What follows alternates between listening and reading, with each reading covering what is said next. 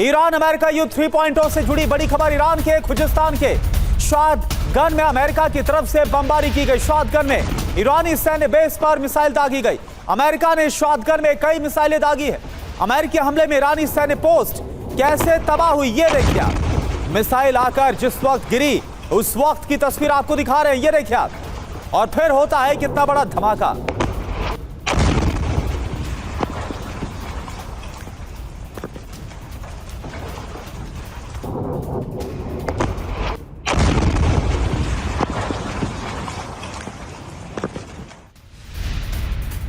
और कुवैत में 2 यूएस सैन्य बेस पर भी हमले की खबर है। ईरान से सुसाइड ड्रोन से अटैक किया गया है। अल उदेयरी में यूएस वेपन डिपो पर भी हमले की खबर है। हमले के बाद कैंप अल उदेयरी में आग लगी। यूएस सैन्य बेस पर भारी नुकसान की भी खबर है।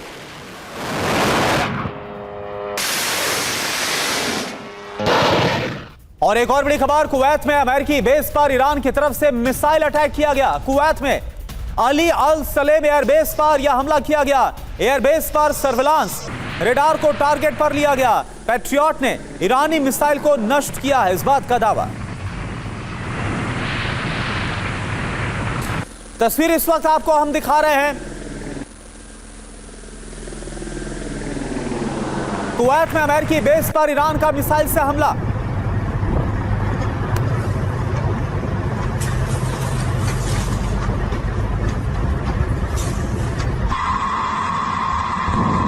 तो ये देखिए आप, हमले की ये तस्वीर अब सामने आई है। ये उस हमले की तस्वीर है जिसका जिक्र इस वक्त हम कर रहे हैं।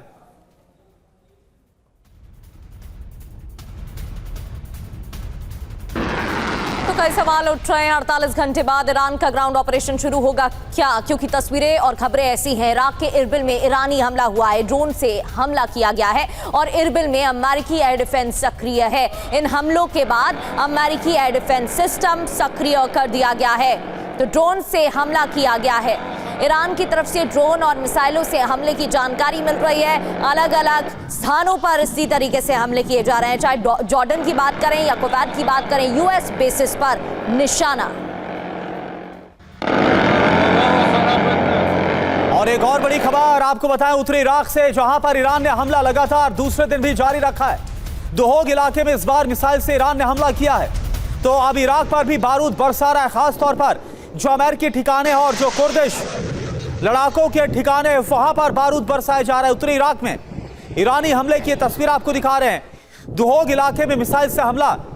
और पहले दिन से इस बात का पूरा शक था कि यह युद्ध विस्तार लेगा और अब खाड़ी देशों में इराक तक जो युद्ध है वो पहुंच चुका है।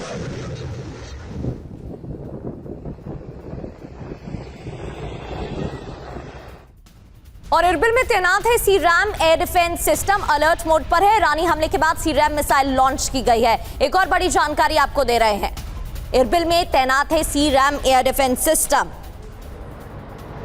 हमलों को देखते हुए ही एयर डिफेंस सिस्टम को अलर्ट मोड पर रखा गया है। लगातार ईरान की तरफ से मिसाइल और ड्रोन हमले जारी हैं। हालांकि अमेरिका की तरफ से भी लगातार 8वीं रात हमले किए गए हैं। कहां कहां ईरान में हमले हुए वो आपको बताएंगे, लेकिन सबसे पहले ये तस्वीरें देखिए। सी-रैम एयर डिफेंस सिस्टम भी एक्टिव, सी-रैम मिसाइल लॉन्च को एक्टिव किया गया है।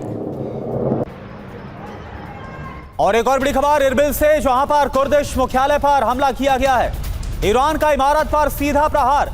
ईरान ने इराक पर एक बार फिर से हमला किया और इरबिल में हमले की तस्वीर आपके सामने। ये जो अटैक किया गया, ये कुर्दिश लड़ाकों के मुख्यालय पर हमले की तस्वीर है। हमले के बाद इमारत में आग लग गई और जिस वक्त ये मिसाइल आकर गिरती है उस वक्त की तस्वीर भी आपको दिखा रहे हैं। तो एक तरफ एयर डिफेंस सिस्टम तो एक्टिवेट किया गया, लेकिन इसके बावजूद ईरान अपने हमलों को अंजाम देने में कामयाब हो रहा है। और इरबिल में एयर डिफेंस अलर्ट मोड पर है। इरबिल में भी ईरान की तरफ से कई अटैक किए गए हैं, जिसके बाद एयर डिफेंस अलर्ट है। ड्रोन हमलों को नाकाम करने के लिए सी-रैम सिस्टम अलर्ट किया गया है। इससे पहले भी ये जानकारी हम आपको दे रहे थे। संदिग्ध ड्रोन और हवा में ढेर करने के लिए एक्टिवेट किया गया, यानी कि संदिग्ध ड्रोन को हवा में ही इंटरसेप्ट करने के लिए यह अलर्ट जारी किया गया है।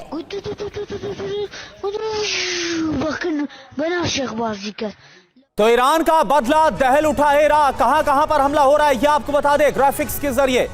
तो आप देखिए, इरबिल की बात करें, यहां पर अटैक किया गया। इसके अलावा अल सुलेमानिया, दुहोग, हरीर एयरबेस और कुर्दिश मुख्यालय पर हमला किया गया। क्या हुआ है यह आपको बताते हैं।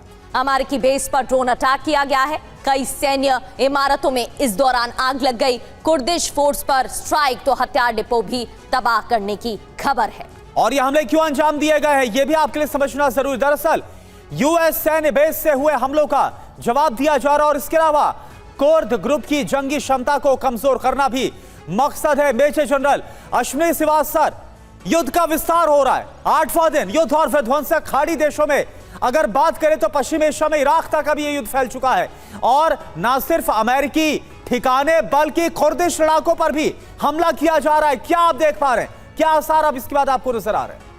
और देखो करुणा, ये सच्चाई है जो अभी मिडिल ईस्ट के अंदर जो खाड़ी के देश है वहाँ पर सिचुएशन काफ़ी नाजुक है। वार और पलट वार हो रहा है और अभी भी सेंटर ऑफ ग्रेविटी आपका स्टेट ऑफ हार्मुज है। स्टेट ऑफ हार्मुज ब्लॉक है, इसमें कोई शक नहीं। इक्का दुक्का शिप जारी है और उसी प्रकार से जो अमेरिका ने नेवल ब्लॉकेट लगा रखा है ईरान के पोर्ट्स पे, वो भी काफ़ी सक्रिय है और इसीलिए आप देखें जो ऑयल के रेट्स $90 पर बैरल पहुंच गए। अब दो स्थिति है जो मुझे लगता है ये एक एस्केलेशन ट्रैप के अंदर आ गया है। दोनों तरफ से ये लड़ाई बढ़ेगी और हो सकता है ये स्पाइरल आउट ऑफ कंट्रोल हो। और कल जो जॉर्डन के अंदर 2 अमेरिकन जो एक प्रकार से सैनिक मारे गए हैं, उससे लड़ाई का दायरा और बढ़ गया है और अब अमेरिका भी बहुत सटीक हमले कर रहा है। पावर प्लांट में ब्रिजेस के ईरान के अंदर भी करने लग गया है। पहले वो कोस्टल बैटरीज को कर रहा था, कम्युनिकेशन सेंटर और रडार्स को, मगर अब उसने दायरा बढ़ा दिया। मगर जो पलटवार कर रहा है ईरान वो भी बहुत सक्रिय है। इसने बहरीन, जॉर्डन और एक प्रकार से कुवैत को चुना है और क्योंकि ये नज़दीक हैं इनके ऊपर सरप्राइज फैक्टर है, छोटे देश है। मगर इस बार जो हमले हो रहे हैं दोनों तरफ से बहुत ही ज़्यादा सटीक हो रहे हैं, नुकसान काफ़ी हो रहा है। क्या ये लड़ाई फैल सकती है? हाँ बिल्कुल फैल सकती है, क्योंकि अभी ये एस्केलेशन ट्रैप के अंदर एक्सेलेशन लैडर है, उसके ऊपर चलते जा रहे हैं और ये स्पाइरल आउट ऑफ कंट्रोल हो सकती है। ये भी सच्चाई है। बातचीत भी चल रही है, बैक चैनल डिप्लोमेसी से कहीं ना कहीं बातचीत चल रही है। क्या बातचीत रुकेगी या बातचीत से कोई हल निकलेगा ये समय बताएगा। मगर अभी भी ऐसा लगता है कि ऑल आउट वार होने के चांसेस कम है, क्योंकि अमेरिका नहीं चाहता ये लड़ाई लड़ना। पब्लिक ओपिनियन इसके अगेंस्ट है। डोनाल्ड ट्रंप की अप्रूवल रेटिंग काफी कम हो गई है, मिड टर्म इलेक्शन है और ईरान की इकोनॉमी सिचुएशन अच्छी। मुझे ऐसा समझ नहीं आ रहा, ईरान को इस MOU में सब कुछ मिल गया था। जो 3 मेन मुद्दे थे कि उनके जो सैंक्शन रिलीज हो गए थे, उनके एसेट्स को रिलीज किया जाना था फेज वाइज में और $300 बिलियन मिलने थे। मगर ये दुख की बात है IRGC और जो उनका पॉलिटिकल सेटअप है वो सेम पेज पे नहीं। मगर ये सच्चाई है, अभी भी ऐसा लगता है कि ये लड़ाई जो है एस्केलेट होगी, मगर इतनी एस्केलेट नहीं होगी कि फुल फ्लैज वार हो। और अभी आप देखें बाब अल मंदेब जहां पर होती रेबल है रेड सी में, उसको भी लगता बंद हो जाए। आ चुकी हैं। बिल्कुल ठीक आपने कहा, माफी के साथ सर आपको रोक रही हूं। और जिस तरीके से बयान सामने आ रहे हैं उससे तो यही लग रहा है कि एस्केलेशन और देखने को मिलेगा।